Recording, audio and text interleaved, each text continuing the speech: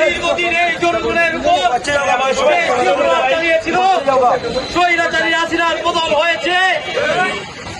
আমরা এই স্বৈরাচারী শেখ হাসিনার অতি বিলম্বে বাংলাদেশে যে ছাত্র সমাজ, যুব সমাজ, যে জনতার যে শেখ হাসিনার নির্দেশে এই আওয়ামী পুলিশ গুলি করে হত্যা করেছে, সকল হত্যাকাণ্ডের বিচার চাই। ফাঁসি ফাঁসি ফাঁসি চাই, ফাঁসি ফাঁসি ফাঁসি চাই।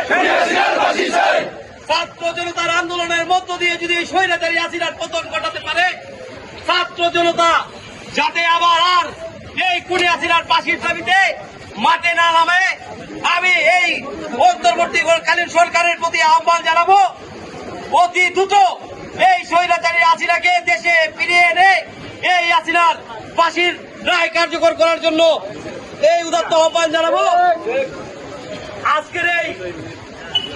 আজকের এই খুনি হাসিনার ফাঁসির দাবিতে বিক্ষোভ মিছিলে যারা অংশগ্রহণ করেছেন সবাইকে আন্তরিকভাবে ধন্যবাদ জানাই।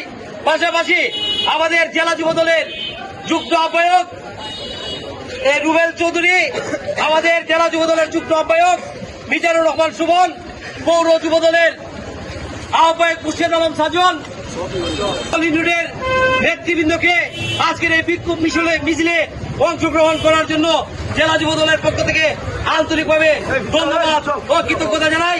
পাশাপাশি আজকের এই বিক্ষোভ মিছিল পথসভার সভাপতি বক্তব্য রাখার জন্য অনুরোধ জানাচ্ছি বাংলাদেশ জাতীয়তাবাদী যুব দল হবিগঞ্জ জেলা এলাকার সংগ্রামী আহ্বায়ক জনাব জালাল ভাইকে বক্তব্য রাখার জন্য অনুরোধ জানাচ্ছি।